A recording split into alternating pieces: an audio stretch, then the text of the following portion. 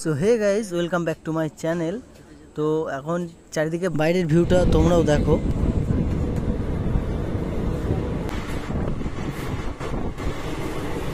অনেকক্ষণ বসার পর আমাদের স্টেশন এসে গেছে, তো চলো নামা যাক।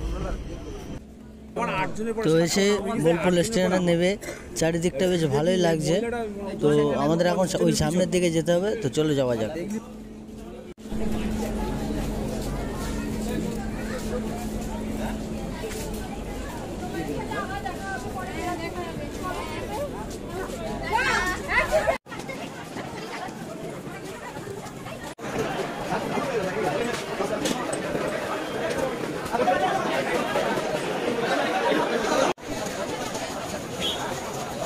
তারপরে স্টেশন থেকে বাইরে এসে দেখি অনেক মানুষের ভিড়, এখানে টোটো অনেক।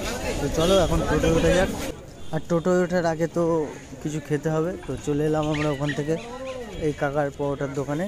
তো একটু সকালবেলা, যেহেতু অনেক সকালে বেরিয়েছি, কিছু খাওয়া নেই, তো সকালবেলা এই কারণে ছোট্ট করে হালকা করে টিফিন করা যাক। আর দাও কাকা আমাদের দুটো পরোটা।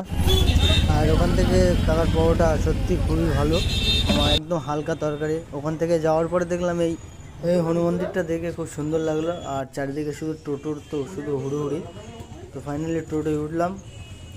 টোটোয় উঠে এখানকার সব মানুষগুলো অনেকটা পাহাড়ি এলাকার মতন লাগছে আমার। আর এখানকার কথার সম্পূর্ণ কথার টানটাই আলাদা, বাংলা বলছে কিন্তু বাংলার টানটা একদম আলাদা। চলে এলাম আমাদের সেই মানজিল, তো চলো নামা যাক, নেমে ভিতরে যাওয়া যাক। সো এটা একটা হল, এটা সাথী বইয়ের শুটিং হয়েছিল এখানে শুনলাম। আর এখানকার নাম হচ্ছে গীতাঞ্জলি। তো চলো ভিতরের দিকে যাওয়া যাক। আর জায়গাটা খুবই সুন্দর সাজানো, আমার খুবই ভালো লাগলো। তো ভিতরের দিকে যাওয়া যাক, চলো। তো চলে এলাম ভিতরে, এই সেই হলের স্টেজটা এখানে। তো এটা হচ্ছে গ্যালারি। তো এই যে স্টেজটা, বেশ এখানে ডেকোরেশন হচ্ছে। আর অ্যাকচুয়ালি এখানে আমি কাজে এসেছি, তো কাজের সোর্সে কাজ হয়ে যাবে, তারপরে চলে যাবো, যা ঘোরাও হচ্ছে কাজের ফাঁকে। তো ভিতরে লাইটিংটা দেখো, হেভি সুন্দর লাইটিং করেছে। আর এখানে সত্যি ঘুরতে আসার জন্য হেভি জায়গা। গীতাঞ্জলি স্টেজটা বেশ সুন্দর করেছে, চারিদিকে ভালো ডেকোরেশন করেছে। আমরা এসেছি ডেকোরেশনের কাজে, অন্য ডিপার্টমেন্টে। তো খিদে পেয়ে গেছে, এখন প্রায় 2টো বাজতে যায়, অনেক বেলা হয়ে গেছে। তো এসে গেলাম ওখান থেকে, আমার বাস স্ট্যান্ডের পাশে একটা হোটেল আছে, হোটেলে গিয়ে খাওয়া দাওয়া করে একটু ঘুমিয়ে তারপরে বিকেলে আবার একটু কাজ করতে হবে। তো আমরা এখন ভিতরে আছি, ভিতরের দিকে বেশ ভালোই লাগছে। আর ভিতরটা তো মোটামুটি, নিচের দিকটা আর ভিডিও করলাম না, এদিকটা আরও ভালো জায়গা। সো হে গাইস, এখন রাত 10টা বাজে। তো এখনও কেউ আসেনি, আমাদের শোয়ার জায়গা হলো এই। তো দেখতে দেখতে কেমন 10টা বেজে গেল। আর সারাদিন ট্রেন জার্নিংয়ের পরে অনেকটা ক্লান্ত হয়ে গেছিলাম বলে ঘুমাচ্ছিলাম। তো ঘুম থেকে উঠে একটু খেয়ে দিয়ে রেস্ট নিয়ে আবার একটু ঘুরে টুরে আসলাম। তো আগামীকাল ব্লগটা রিলিজ করব, তোমরা দেখো, আশা করি ভালো লাগবে। আর সত্যি বোলপুরের জায়গাটা খুবই সুন্দর, এখানে ঘুরতে আসলে অবশ্যই আসো। আর আমি তো যেতে পারবো না, যেহেতু কাজের সোর্সে এসেছি, ঠিক আছে।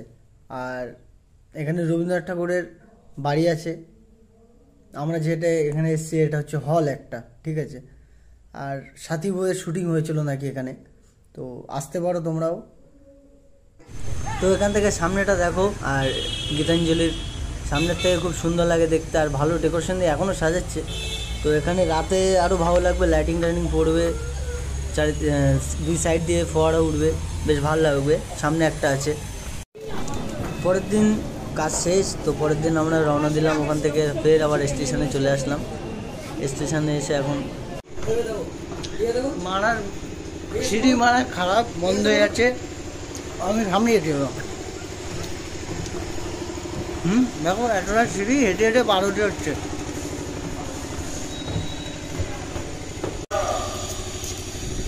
এটা বোলপুর স্টেশন, এবার দেখো কেমন স্টেশনটা। আর ওদিকে অনেক ভিড় আছে, আমাদের এখন ট্রেন টাইম, অনেকটা টাইম আছে, তো ট্রেনের জন্য অপেক্ষা করি।